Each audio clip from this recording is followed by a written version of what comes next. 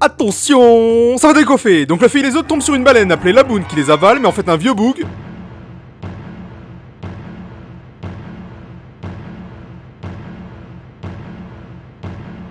Qui s'appelle Crocus se trouve à l'intérieur de la baleine et vous pouvez remarquer que le vieux... Pas la peine de vous exciter comme ça ou ça va mal finir. Et pour qui? Pour moi. Qui c'est ce naze? Bah il a fait du bon boulot. Malheureusement, deux guignols débarquent et ont pour objectif de buter la baleine et la ramener dans leur ville. Ne me demandez pas comment ils veulent y parvenir, mais bon. Bien évidemment, vu les guignols que c'est, ils se font niquer vite fait bien fait. Finalement, l'équipage accepte tout de même de les aider. Mais c'est quoi leur nom? Ben moi c'est Mr. Nine. Et moi, Miss Wednesday. Les mots ils sortaient en anglais, trop relou, trop relou. Le groupe arrive donc à Whiskey Peak où ils feront la fête sans se ménager. Ah bah ça y va. Bouffe, alcool, femmes, mensonges, faut dire que ces gars savent accueillir. Qu'est-ce que tu caches sous ton sourire? Alors qu'ils prévoyaient de tuer et récupérer la prime de Luffy, ils vont vite déchanter car pour notre plus grand plaisir, Zoro étant un raciste notoire et un alcoolique fini, se met à fracasser les chasseurs de primes, qui font en vérité partie d'une organisation criminelle nommée le Baroque Works, qui signifie... Œuvre baroque. Bon, concrètement, il s'en donne à cœur joie, il teste même ses nouvelles épées, il s'amuse comme un petit fou, mais qui peut le stopper honnêtement? Qui peut le stopper? C'est terminé pour toi, tu vas mourir. Oh. Ah. Ah merde. Non mais tranquille, il va faire quelque chose. Il va faire quelque chose. Ah. Attends, mais c'est pas ça le script de base. Il y a écrit « Par la force du racisme, Zoro parvient à... » Ah. Ah bah voilà. Bah voilà. Par la force du racisme, Zoro vient à lui niquer sa race. Voilà. Le script. Bon, sans grand étonnement, il finit par tous les tabasser, profitant même pour continuer la tradition de l'île, car en vérité, les pics des cactus sont en réalité des tombes. C'est marrant, hein. S'ensuit l'arrivée de deux autres membres plus haut gradés de Baroque qui viennent nous révéler qu'en fait Madame Mercredi n'est nulle autre que la princesse du royaume d'Alabasta et qu'ils viennent pour l'éliminer. Nous devons vous éliminer. Seulement, Nami sentant le pactole lui monter au nez, Payé. et on verra Zoro pour la sauver, puis ensuite... Luffy, it's good to see you, buddy. Ok, bref, posez pas de questions. Pour aider leur nouvelle amie la princesse, ils se retrouvent à partir vers le royaume d'Alabasta, mais malencontreusement avant, ils vont se retrouver sur une île préhistorique où se trouvent deux géants, Dory et Brogy.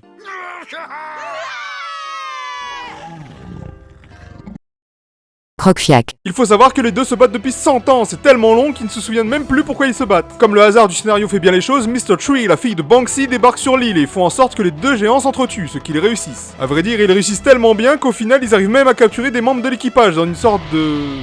Waouh, qu'est-ce que c'est que ce truc là? Bon, je vous épargne les détails, la relève arrive et finit par sauver leurs camarades dans un combat assez farfelu pour enfin abattre l'ennemi. Abattre l'ennemi. Donc en toute logique, ils gagnent leur combat et partent de l'île grâce à l'aide des deux géants pour enfin aller à Alabasta. Ah non, toujours pas. Nami ayant contracté une maladie, l'équipage se doit de trouver un médecin au plus vite, qui s'arrête donc sur la prochaine île, l'île de Drum, une île enneigée où il fait bien froid. Malheureusement, aucun médecin n'est présent car un dictateur qu'ils ont rencontré juste avant a fait privatiser tous les médecins. Tous? Non. Quelque part sur cette île, un médecin résiste à l'envahisseur. Par conséquent, Luffy est obligé de grimper la giga-montagne, bien droite, bien raide, un peu comme une...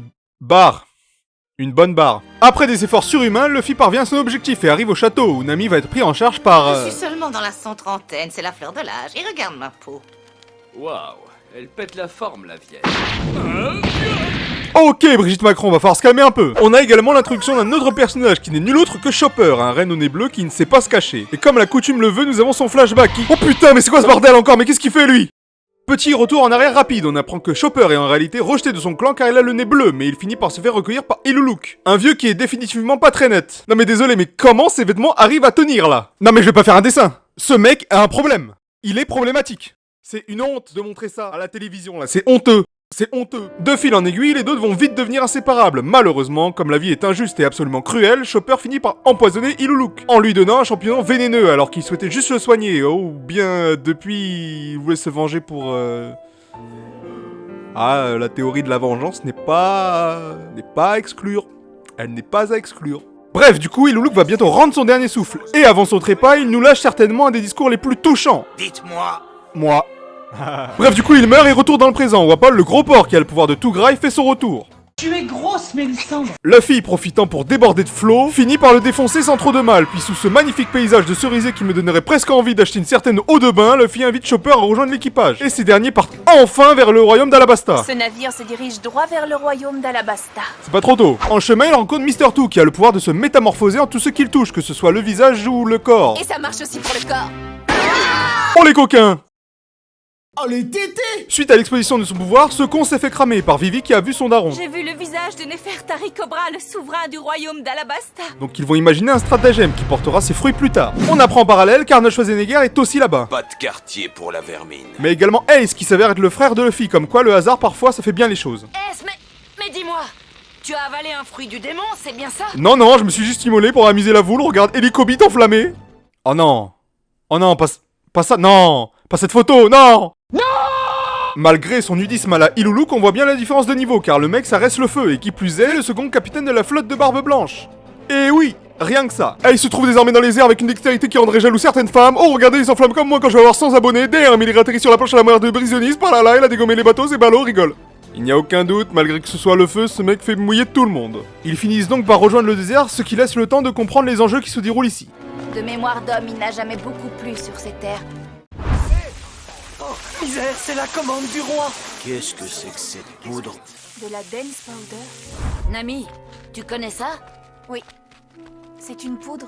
De perlimpinpin. C'est donc à cause de la perte de la livraison vue dans le flashback que le roi Cobra est accusé d'utiliser la Dance Powder afin d'amener la pluie seulement sur la capitale. Nous avons d'ailleurs réussi à avoir des images exclusives du roi. Un reportage signé André Chichman. Elle est où ma poudre? Qu'est-ce que tu fous, putain? J'ai chaud, mon pote, il faut le masser. Par conséquent, ils vont tenter de mettre fin à toute cette mascarade, mais le trajet est long, en ajoutant à cela qu'ils ne font que rencontrer des problèmes, des oiseaux voleurs, des plantes carnivores et un lézard légendaire géant. Ah, le Sahara. Il fait bon vivre là-bas. Du côté des méchants du Baroque Works, ils mettent en place une réunion qui réunira les membres les plus importants pour parler du... Ils n'ont pas la peine de faire chauffer l'eau trop longtemps. Je veux pouvoir le boire tout de suite. Allez, je le veux tout de suite. Ta gueule, bordel! Ferme ta gueule! Putain, ouais, ferme-la, bordel! J'en ai marre, voilà! Ça va bien? Youhou! Vous êtes ridicule. Oh non, le pauvre. Oh, il va chialer. Allez, on s'en bat les couilles, il faut qu'on se dépêche. Donc finalement, ils se réunissent, mais avec le boss cette fois, celui qu'on appelle Mr. Zero, aka Je Crocodile. lance l'opération Utopia.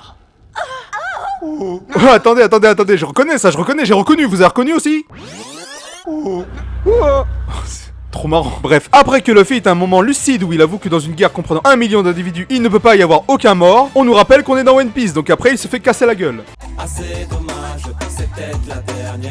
L'équipage s'en va donc à Rain Base, là où se trouve le QG de Crocodile. Tandis que Zoro fait ses retrouvailles avec la briseuse de couilles, les autres arrivent au casino de Crocodile à la recherche de ce dernier. Montre-toi, Crocodile! Sors de ta cachette! Oh, comment tout le monde s'en bat les couilles. Oh, j'ai gagné jackpot. 3 euros. C'est ce que j'ai gagné. venu te régler ton compte! Tu m'as dégusté, tu m'entends? Je suis Zoro, je suis raciste, je mise donc sur le rouge. Et merde, j'ai perdu. Bordel. Crocodile! À quoi tu joues, crétin? C'est pas comme ça que tu vas le faire sortir? Malheureusement, ces cons tombent dans le piège le plus basique du monde. Mais bon, on rappelle que le moment lucide de Luffy est déjà arrivé avant, donc on lui pardonne. Fort heureusement, ces passages vont nous permettre de se détendre un peu d'humour, un peu de blague. Hé, Jimmy Sanji! Qui c'est qui appuie le frigo, je t'en foutrais. Ah, c'est trop bon, vas-y, refais-le. Tu sais quand il dit Oh là là, comment On c'est... est en prison! Marrant. Du côté du Baroque Works, ils alimentent encore plus la haine du peuple envers le roi Cobra en les trompant avec Mr. Two, ce qui amène les révolutionnaires à prendre immédiatement les armes en direction de la capitale, qui s'appelle Alubarna. Et autant dire qu'ils sont déterminés. Alors il n'est pas question de ralentir. Y'a pas de ralentir, gros. Alors que tout semblait fichu pour eux, les emprisonnés finissent par comprendre qu'une aide extérieure allait arriver. Ce qui nous laisse profiter d'un autre moment de pur détente. Ramène-toi, banane! Non, tu mélanges tout. En fait, à la base, c'est un crocodile. Il a juste une banane sur la tête. Commence pas à m'énerver. Mais on est d'accord, c'est un animal, pas un fruit. Écoute-moi quand je te parle, Luffy. Quoi?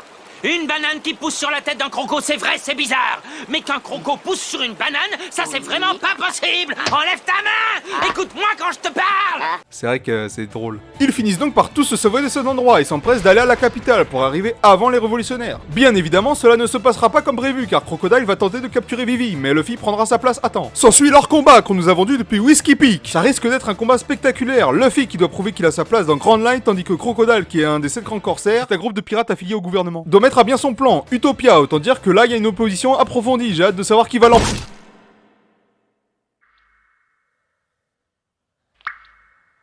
Ridicule chapeau de paille. Haha, c'est la fin. Oh non! Oh non! Oh non! Mais c'est criminel!